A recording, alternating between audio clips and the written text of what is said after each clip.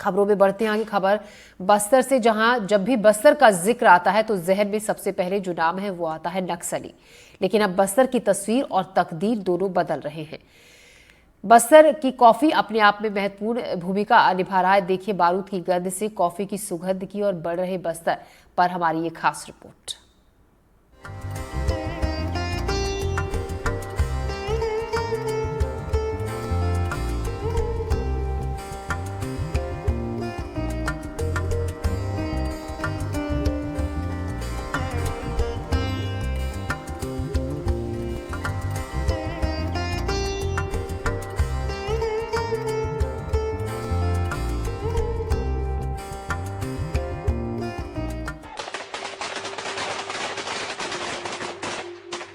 ये बस्तर का वो इलाका है जिसने सियासी इतिहास का सबसे खूनी पन्ना पढ़ा है, झीरम घाटी। यही नक्सलियों ने छत्तीसगढ़ में कांग्रेस के लगभग सारे बड़े नेताओं और उनके सुरक्षा कर्मियों को मार दिया था।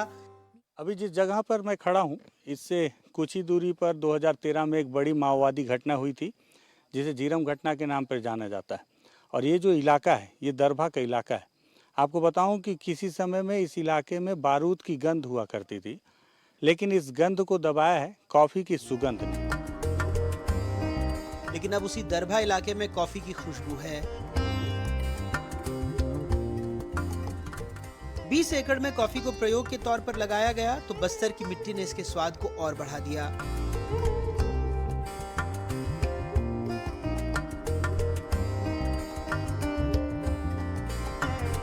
यहाँ बोलने से कॉफ़ी का प्लांट आया, उसके बाद से हम लोग यहाँ कॉफ़ी में ही खेती करने आते हैं। अच्छा। जब से कॉफ़ी प्लांट आया है तब से यहाँ पे रेगुलर आते रहते हैं। अभी लोग बागे जानते हैं कि पहले नक्सली क्षेत्रीय है बोलते थे, अभी कॉफ़ी के नाम से लोग बाग जानते हैं। दरभा में कॉफ़ी है बोलते हैं। आते हैं सर आधे गाँव वाले भी कभी कभार। यहाँ उस साल तो यहाँ 13 लोग थे। इमली और ये सब तो हम लोग को हमेशा मिलता था।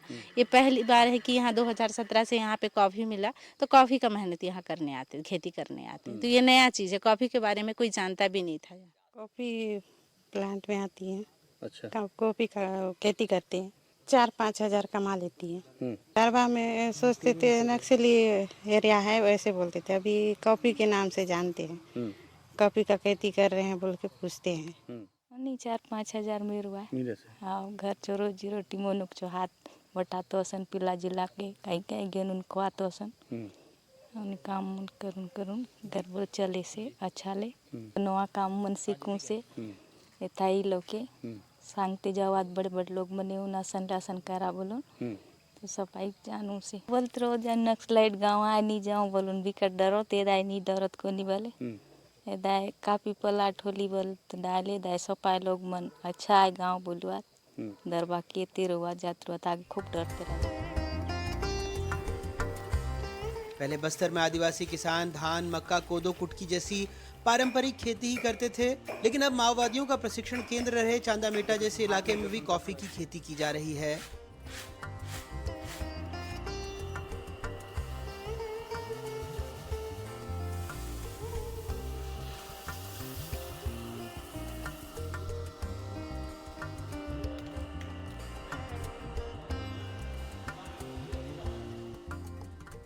किसी जमाने में वोट डालने की वजह से चांदामेटा में आयतू के परिजनों को पेड़ से लटकाकर नक्सलियों ने पीटा था, लेकिन आयतू और अब दूसरे ग्रामीणों ने उस डर को पीछे छोड़कर लगभग 60 एकड़ में कॉफी की खेती की है। आप भी कॉफ़ी लगाए हो? लगा हुआ है। कितना एकड़ में लगाए हो? 60 एकड़ में। 60 एकड़ में लगा लिए जी। तो इतना सारा कॉफ़ी कैसे लगा दिए? कहाँ से सीखे कि कॉफ़ी कैसे लगाना है? कौन बताया? पहली बार सीखे हैं तो बाद में भरने के बाद ना बहुत महंगा है इसका फल बोल के हम लोग दिए जमीन। कहाँ? मुंडागढ़ में? हाँ, मुंडागढ़ में। तो पूरा 60 एकड़ में कॉफ़ी लगा हो? एक ही जान का नहीं है, वो बहुत चारा लोग का है गांव में। अच्छा 60 एकड़ पूरा। हाँ, हाँ। उसमें आपका कितना जमीन है? 5 एकड़। 5 एकड़ आपका भी है जी। तो पहले तो मुंडागढ़ एकदम पूरा नक्सल इलाका था।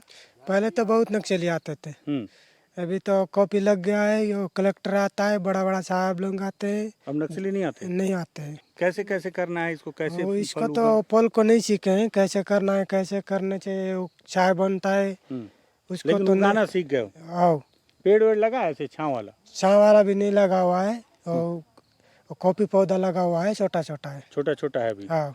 तो यहाँ आते हो बार बार देखने कैसे काम करना है, कैसे सीखना है बोल के? वो तो बताते हैं ऐसा करना है, ऐसा ऐसा फल फलता है बोल के, कहाँ कहाँ बड़े बड़े साहब लोग जाके सिखाते हैं। तो आपको भी सिखाते हैं? दरबार भी बुलाते हैं कद्दूका को, ऐसा करना है बोल के बताते हैं। 2-3 एकड़ ने असं आमच्या जमीन उता पोसली से काफी पौधा मन लगली गुनो कुताले वरनी होत खायची लोग फिर असनी बड़े बड़े साहब मन बोले जाओ आते हुआ गुनो डरू आतोन मन अंदर ने घुसुक तो नहीं होते पर ना ही नहीं सुनो रे प्री मन काम करा तो लोग दकाला गुनो जान लो असन बीतिया है काफी बीच और ये पौधा असन आए बोलन बोलन दकाला गुनो दख लो। बस्तर में जो प्रयोग 20 एकड़ में शुरू हुआ था वो 270 एकड़ तक फैल चुका है। अकेले दरभा में 5 अलग अलग किस्म की कॉफी उगाई जा रही है। 2016-17 में उद्यानिकी महाविद्यालय जगदलपुर और जिला प्रशासन के सहयोग से 20 एकड़ पे दरभा में 5 वैरायटी के ऊपर ट्रायल किया गया था, जिसका आप लोग अभी उत्पादन देख रहे हैं। अभी लगभग पर प्लांट 5 kg उत्पादन दे रहा है। और इसी रिसर्च को देखते हुए जो पॉसिबल एरिया है दरभा क्षेत्र में, क्योंकि इसके लिए 3 चीज़ें बेसिक नीड्स होती है, जैसे छायादार पेड़ के नीचे ये होता है और 500 से 600 मीन सी लेवल मतलब समुद्र तल से ऊंचाई होना चाहिए, और समर शावर मतलब कि फरवरी मार्च में कम से कम 20 mm रेनफॉल होना चाहिए। तो उस एरिया को देखते हुए यहाँ पे चिन्हांकित किया गया है। उद्यानिकी महाविद्यालय द्वारा 270 एकड़ जमीन चिन्हांकित किया गया है। उसी प्रकार से उद्यानिकी विभाग द्वारा 120 एकड़ जमीन चिन्हांकित करके काम चल रहा है यहाँ पे। तो उस बेसिस में मतलब एक पायलट बेसिस में प्रोजेक्ट चल रहा है, सो दैट ये सक्सेस होगा तो वहाँ इसी टाइप का एलिवेशन और वेदर कंडीशन में दरभा ब्लॉक तो पूरा है, तो इसको आने वाले समय में हम पूरा कॉफ़ी के लिए हम करा सकते हैं। सो उस बेसिस में प्रोजेक्ट तैयार हुआ और ये 2016 से स्टेप बाय स्टेप में चल रहा है।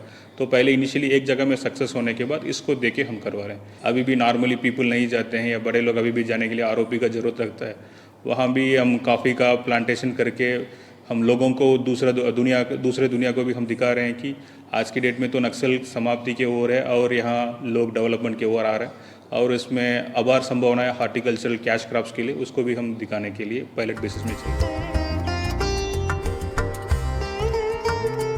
4 दशक से माओवाद ने निश्चित ही बस्तर की रूपरेखा काफी बदल डाली है।